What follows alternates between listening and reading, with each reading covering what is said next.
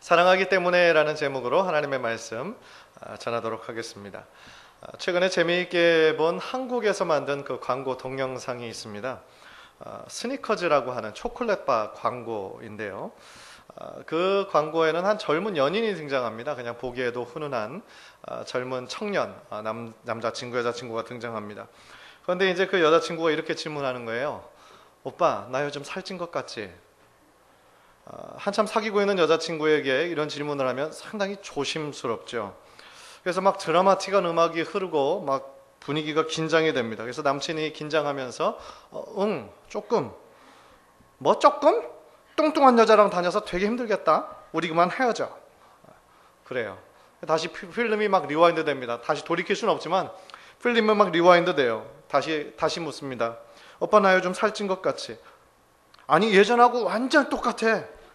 뭐? 그럼 옛날부터 뚱뚱했단 이야기야? 오빠, 우리 그만 헤어져. 두 가지가 다 안 되는 거예요. 이쯤 되니까 막 남친의 마음이 막 너무너무 지금 힘들어지잖아요. 다시 리와인드. 오빠, 나 요즘 살찐 것 같지? 오빠에게 남은 마지막 옵션이 뭐예요? 잘 모르겠는데? 글쎄? 잘 모르겠는데? 뭐 잘 모르겠어? 오빠는 나한테 왜 이렇게 관심이 없어? 우리 그만 헤어져. 세 가지 그 가능한 대답에 다 헤어지자는 말을 이 여자친구가 하니까 남친이 이제 드디어 막 폭발하는 거예요. 미수가 나한테 도대체 왜 그래? 그렇게 물어봐요. 그러니까 동시에 그들 앞으로 거대한 초콜릿바, 스니커즈가 뚝 떨어집니다. 출출해서 그래. 출출할 때 미숙이는 미숙이가 아니야. 저 되게 잘하죠. 연습했어요. 그 광고 보면서 너무나 그 재미있고 공감이 되는 거 있죠. 이 남자로서 이 공감이 되는 거예요. 배가 고프면 뭘 하든 짜증나니까 배고픈 것을 먼저 해결하라는 거예요. 그러니까 초콜릿바 선전답게 아주 기발한 선전이었다라는 생각이 듭니다.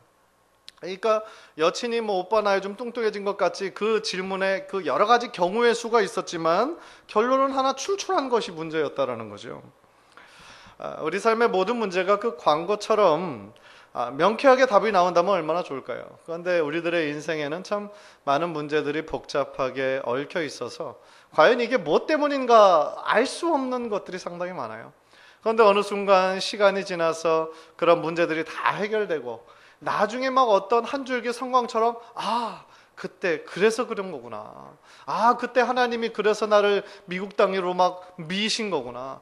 그때 그래서 나에게 우리 집에 이런 어려움과 고난을 허락하신 거구나. 그런 깨달음이 우리들에게 오는 거죠. 그래서 그럴 때 그것이 결국 하나님의 섭리였고 하나님의 축복이었구나 라는 것을 우리는 깨닫게 됩니다. 그래서 그런 경험들이 우리가 쌓여짐으로 말미암아 우리가 믿고 있는 하나님이 어떤 분이신가 조금씩 이해하게 되는 거예요. 우리는 너무나 연약하고 무지해서 크신 하나님을 온전히 이해할 수 없잖아요. 우리들의 어떤 체험을 통하여서 때로는 그것이 고난의 시간이었고 어려움의 시간이었지만 실수였지만 치명적인 실패였지만 그런 것들을 통해 우리는 하나님이 어떤 분이신지 하나님이 우리를 얼마나 사랑하시는지 하나하나 깨닫게 되는 거예요. 사실 하나님의 성품 중에서 대표적인 것이 하나님의 사랑과 공의잖아요. 사랑의 하나님, 공의의 하나님이에요. 그런데 이 둘은 도저히 어울리지 않는 것처럼 보여요. 나에게 어려움을 주고 벌을 주고 고난 가운데 거하게 하는 것이 어떻게 하나님의 사랑이라고 우리가 이해할 수 있겠어요? 그러나 그 고난과 어려움마저도 사실은 지나고 보니 하나님의 사랑이더라. 그걸 깨닫게 되는 거죠. 사랑하기 때문에 고난을 주시는 거구나. 사랑하기 때문에 우리로 하여금 그 고난 가운데 내버려 두지 않으시고 그 고난을 이겨낼 만한 힘과 능력을 주시는 거죠. 하나님의 사랑과 공의가 가장 극명하게 드러난 곳이 예수님의 십자가 아닙니까? 십자가는 우리 죄인들을 위해서 자신의 사랑하는 아들 독생자 예수 그리스도까지 주실 정도로 우리를 사랑하신 하나님의 사랑의 대표적인 표현이죠. 그러나 반대로 자신의 사랑하는 아들마저 그 십자가에서 끔찍한 방법으로 죽게 할 정도로 우리들의 죄가 그렇게 심각했다라는 거예요. 그래서 그렇게 해결할 수밖에 없었다라는 거죠. 그러니까 예수님의 십자가는 바로 하나님의 사랑의 최고봉이면서 하나님의 공의의 표현이었다라는 것이죠. 오늘 우리가 볼 나훔 선지서는 우리가 평상시에 잘 읽지 않던 책이에요. 아시리아라고 하는 그 당시에 최고의 강대국인 아시리아의 수도가 니느웨였습니다. 그래서 그 니느웨에 대한 멸망을 선포하는 것이 이 나훔, 짧게 3장밖에 안 되는 이 나훔 선지서의 핵심 내용이에요. 그런데 여러분들 혹시 니느웨 하면 생각나는 사람 있습니까? 니느웨? 요나가 아마 생각이 나실 거예요. 니느웨. 하나님께서 요나를 니느웨로 보내시죠. 그래서 니느웨로 가서 회개를 선포해라 그러는데 뭐 그 이야기 다 아시잖아요. 요나 이야기는 아마 주일학교 때부터 많이 들으셔가지고 다 아실 거예요. 뭐 하나님의 명령에 거역해서 고래 뱃속에 뭐 잠겨 있다가 3일 동안에 다시 회개하고 나와서 니느웨로 가서 회개하기를 선포하긴 하는데 그 마음으로는 계속 거리끼는 거예요. 그 민족은 멸망받아 마땅한 나라인 거예요. 이 요나가 생각할 때. 왜냐하면 죄악이 너무너무 뭐 극심한 나라니까요.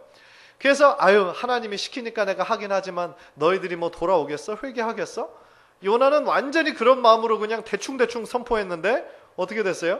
그 선포를 듣자마자 왕부터 최고 밑에 있는 사람까지 다 회개하죠.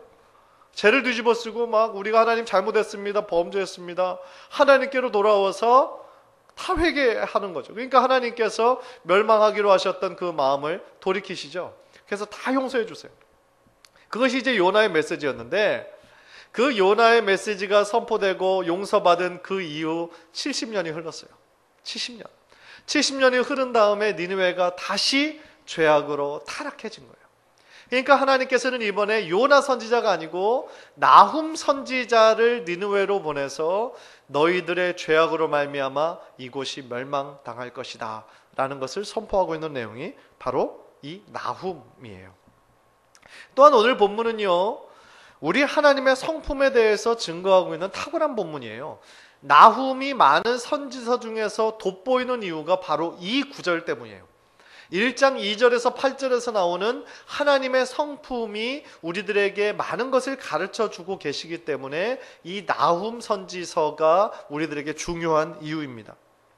특별히 그분이 보여주고 계시는 성품은 모습은 다양하지만 단 하나의 결론으로 이르게 돼요. 오늘 설교 제목이에요. 하나님께서 우리를 사랑하시니까. 하나님께서 우리를 사랑하시기 때문에 이런 성품들을 우리들에게 보여주신다라는 것이죠. 그래서 오늘 이 말씀을 통해서 우리를 향한 하나님의 사랑이 얼마나 깊은지, 얼마나 풍성한지 깨닫고 은혜 받으시는 귀한 시간이 되기를 간절히 축원합니다. 첫 번째로 오늘 본문이 우리들에게 알려주고 있는 하나님의 성품은 질투하시는 하나님의 모습이에요. 질투하시는 하나님의 모습. 3절을 보세요. 여호와는 질투하시며 보복하시는 하나님이시니라. The Lord is jealous and avenging God. 우리가 보통 질투한다, 젤러스한다 라고 얘기할 때 그 말은 대부분 안 좋은 의미예요. 가령 예를 들어 내가 정말로 갖고 싶은 어떤 차가 있다고 생각해 봐요. 그런데 그것을 뭐 내가 전혀 모르는 사람이 그 타면은 뭐 그냥 그래 그렇게 생각을 하는데 내가 아주 아는 사람, 친한 사람, 가까운 사람이 내가 평소에 갖고 싶은 차를 타면 속에서 묘한 감정이 올라와요. 질투예요. 가족들 간에 더 많이 일어나요. 질투는. 그러니까 자녀들은 내 형이 혹시 부모들에게서 더 사랑받는 거 아닌가? 내 동생이 혹시 더 사랑받는 거 아닌가? 끊임없이 비교하고 질투해요. 저희 자녀들, 새 자녀들 보면은 거의 먹는 거 가지고 많이 이렇게 질투하고 막 싸우죠. 이거 형 준 게 훨씬 더 커 보이고 막. 예. 그러니까 가족들 간에도 그런 질투가 일어나죠. 심지어 며느리 간에서도 막 그런 거 경쟁심, 질투 일어나죠. 소문을 들으니까 큰 동서에게는 엄마가 김치를 한 병 해가지고 보내주셨다는데 시어머니가 왜 나한테는 강간무소식이지? 나를 어떻게 생각하시는 거 아니야? 그러면서 막 속에서 질투와 미움, 이 복잡한 감정들이 올라오는 거죠. 그런데 하나님의 질투는요, 이런 인간적인 차원에서 이해해서는 안 돼요. 우리 인간들은 서로 비교하고 자신의 감정을 컨트롤하지 못하고 분노하고 질투하고 보복하지만 우리 하나님께서 질투하시는 이유는 단 한 가지예요. 당신이 택한 백성을 너무나 사랑하시기 때문에 질투하시는 거예요. 그 이유 한 가지예요. 즉 인간들은 질투하는 이유가 누군가의 사랑과 관심을 독차지하기 위해서 질투하는데, 하나님께서는 당신에게 속한 당신의 자녀들이, 백성들이 하나님의 온전한 소유가 되기를 원하시기 때문에 질투하시는 거예요.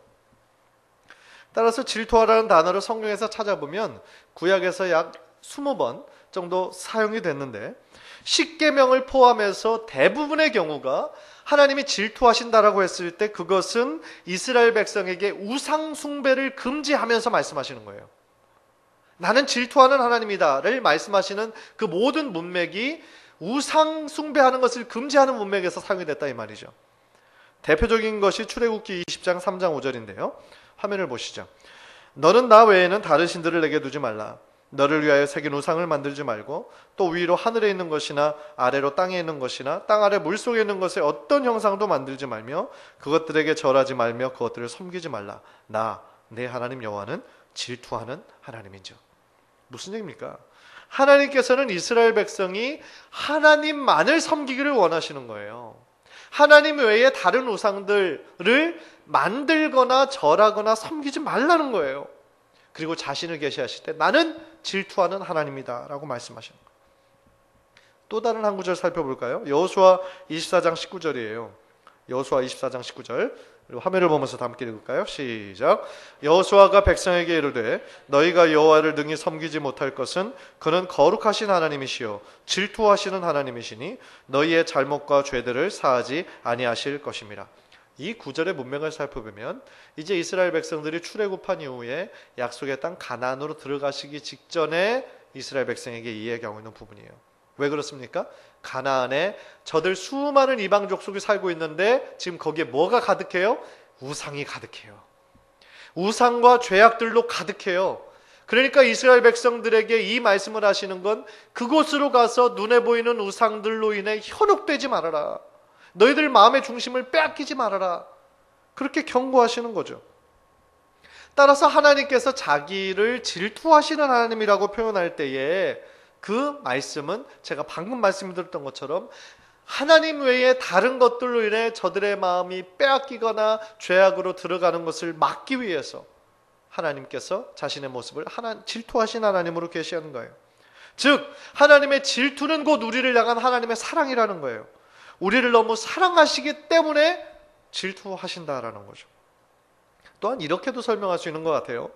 그 질투하신 하나님은요, 지금 하나님과 우리와 깊은 언약 관계에 있는 마치 결혼과 같은 관계에 있음을 설명하고 있는 거예요.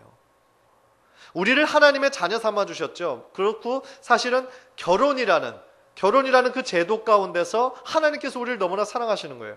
결혼이라는 신성한 제도 내에서 우리는 그 사랑의 언약을 맺었고 그 언약을 우리는 신실하게 지켜내야 돼요. 그렇죠?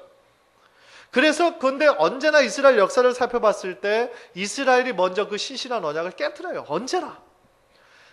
그러면 하나님은 언제나 또 그 배신한 이스라엘을 사랑하시고 질투하시고 때로는 진노하시고로 말미암아 그 이스라엘이 다시 언약의 사랑의 관계로 들어오시기를 원하는 거예요. 사랑하는 성도님들, 혹시 이 말씀을 들으시면서 우리들의 모습 가운데 혹시 하나님께서 질투하실 만한 모습은 없는가 생각해 보셨으면 좋겠어요. 많은 이스라엘 백성들이 보이지 않는 하나님을 추구하기보다는 눈에 보이는 금송아지를 만들어 섬겼어요. 풍요의 신 바알을, 아세라를 섬겼어요. 그런데 혹시 우리들 안에서도 보이지 않는 하나님을 따르기보다 눈에 보이는 어떤 다른 것들에 우리들의 마음을 빼앗기고 있지는 않는가? 지금도 예전 가나안이 섬겼던 바알처럼 우리들 안에도 이 풍요의 신, 돈, 매먼, 그것들을 우리들의 신처럼 혹시 알고 섬기고 있지는 않은가? 돈에 의해서 지배당하고 돈이 훨씬 더 많으면 우리들의 삶이 훨씬 더 행복해지고 윤택해질 거라고 혹시 생각하고 있지는 않은가? 어떻게 보면 이 시대는 하나님을 섬기는 것이 점점 더 어려워지고 있는 시대 같아요. 세상에 많은 것들이 재밌고 자극적이고 중독성이 있죠. 그 이야기는 우리가 하나님과 시간을 보내는 그 시간보다 이제 하나님이 없어도 다른 것들 재밌고 나의 삶을 윤택하게 해줄 그런 것들로 채우기가 훨씬 더 쉬워지고 있다는 그런 뜻이에요. 또 이 시대 자체가 포스트 모더니즘이라고 하잖아요. 절대적인 것을 무조건 배격하는 시대예요. 그러니까 우리 기독교는 절대적인 하나님, 오직 한 진리, 오직 예수 그리스도만을 선포하니까 이 포스트 모더니즘 시대에 다른 사람들이 우리를 개독교니 뭐 너희는 왜 이렇게 배타적이느니 그렇게 공격하는 거죠. 그리고 점점 더 기독교의 인구가 세계적으로 한국, 미국뿐만 아니라 전 세계적으로 줄어들고 있는 것이죠. 그러나 우리는 이런 눈에 보이는 현상으로 인해서 절대로 낙심하거나 힘 빠질 이유는 없습니다. 왜냐하면 우리들에게는 살아계신 하나님이 계시고 하나님께서 우리들에게 주신 약속의 말씀이 있기 때문이에요. 세상이 점점 더 어두워지면 반대로 한 줄기의 빛이 더욱더 극명하게 보이는 겁니다. 세상이 점점 더 어두워질수록 우리 한 사람이 하나님의 거룩한 빛이 되어서 이 세상을 비추어야 하는 예수 그리스도의 향기로 내 지역을 내 삶의 바운더리 안에 하나님의 향기로 채워야 할 분명한 의무가 우리들에게 있기 때문인 것이죠. 또 더 나아가 하나님께서 우리들에게 하나님의 말씀을 지키고 순종하는 자에게 축복하시겠다라고 약속하신 말씀이 있기 때문에 그렇습니다. 출애굽기 20장 5절 6절 우리 한번 다 함께 화면을 보면서 읽을까요? 시작. 내 하나님 여호와는 질투하는 하나님인즉 나를 미워하는 자의 죄를 갚되 아버지로부터 아들에게로 3, 4대까지 이르게 하거니와 나를 사랑하고 내 계명을 지키는 자에게는 1000대까지 은혜를 베푸느니라. 그렇습니다. 하나님께서 이 말씀대로 하나님을 사랑하고 하나님의 말씀, 하나님의 약속의 이 계명을 지키는 자에게는 1000대까지 은혜를 베푸실 줄 믿습니다. 간절히 바라기는 우리 성도님들 가정이 바로 이런 하나님의 은혜가 지배하는 가정이 됐으면 좋겠어요. 하나님의 축복이 늘 흘러넘치는 여러분들의 가정 되시기를 주님의 이름으로 간절히 축원합니다. 두 번째로 오늘 본문은 우리 하나님이 노하기를 더디하신다라고 증거하고 있어요. 3절을 보십시오. 여호와는 노하기를 더디하시며 The Lord is slow to anger. angry, 화내기 전 그것을 슬로우 하신다는 거예요. 자꾸 늦추신다는 거예요. 그 말씀은 뭘까요? 하나님께서는 죄인들에게 회개할 수 있는 충분한 기회를 주신다는 거예요. 다시 말하면 오래 참으신다는 거예요. 오래 참고 기다리시는 분이 바로 우리 하나님이시라는 거예요.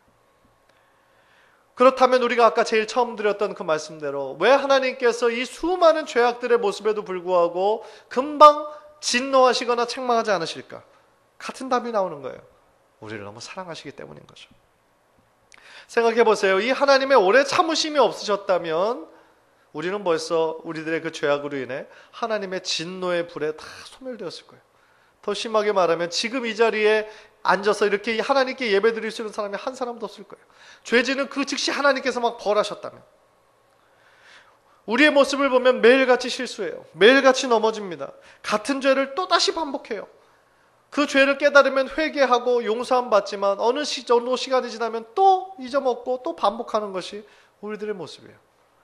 때때로 그런 내 자신의 모습을 보면 참 한심하게 느껴지죠. 야, 내가 이거밖에 안 되나? 그때 했던 거를 또 범하네요.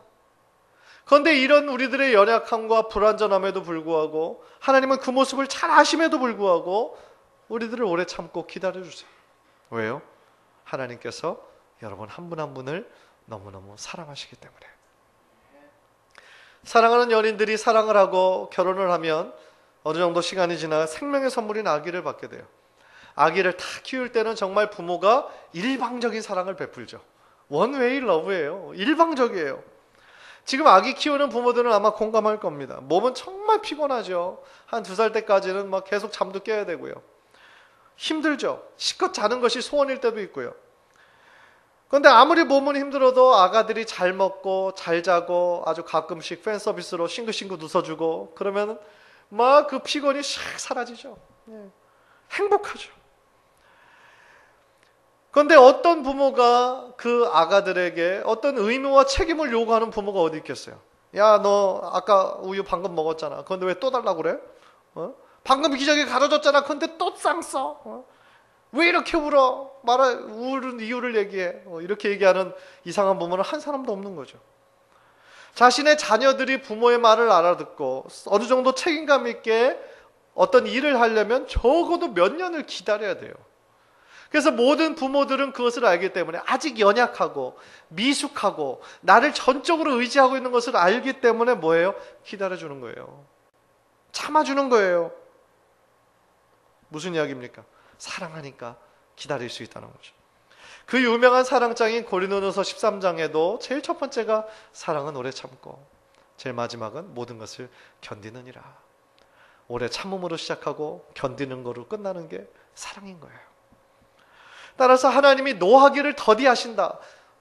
God is slow to anger. 이 표현은 우리 인간들을 향한 하나님의 그 사랑과 기다리심이 무한하시다라는 거예요. 하나님의 자비와 긍휼과 인자하심이 무한하시다라는 거예요. 출애굽기 34장 6절, 우리 화면을 보면서 다 함께 읽읍시다. 시작. 여호와께서 그의 앞으로 지나시며 선포하시되 여호와라 여호와라 자비롭고 은혜롭고 노하기를 더디하고 인자와 진실이 많은 하나님이라. 이것이 우리가 믿는 하나님의 모습인 거예요. 우리를 향한 사랑인 거예요.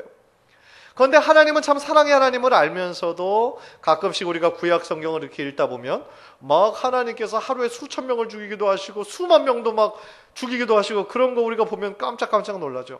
우리가 알고 있는 사랑의 하나님이 하고 이거 영 다른데? 너무 무서운 하나님인데 놀랄 때가 있어요. 그런데 에스겔 선지자의 한 구절이 하나님의 마음을 표현해주고 있더라고요. 에스겔서 18장 23절, 우리 다 함께 읽을까요? 시작. 주 여호와의 말씀이니라. 내가 어찌 악인이 죽는 것을 조금인들 기뻐하랴. 그가 돌이켜 그 길에서 떠나 사는 것을 어찌 기뻐하지 아니하겠느냐. 무슨 얘기입니까? 하나님의 마음은요, 한 영혼이라도 회개하고 주님께로 돌아오기를 원하신다는 거예요. 죄인이 회개하지 않고 멸망 가운데 죽는 것을 하나님께서 때로는 진노의 불을 내디디실 때도 하나님의 마음은 안타까움으로 가득하시다라는 거예요. 그 중에 한 영혼이라도 주님 앞에 돌아올 때 하나님께서는 기뻐 춤추신다라는 거예요. 디모데전서 2장 4절, 하나님은 모든 사람이 구원을 받으며 진리를 아는 데에 이르기를 원하시느니라. 이것이 하나님의 마음인 거예요. 그러나 우리가 반드시 기억해야 하는 아주 중요한 사실이 있어요. 그게 뭐냐면 하나님께서는 노하기를 더디하셔도 그 진노의 시간을 연기하셔도 끝까지 참지는 않으신다는 거예요. 즉 끝까지 회개하지 않는 자들까지 다 품고 다 용서하지는 않으신다라는 거예요.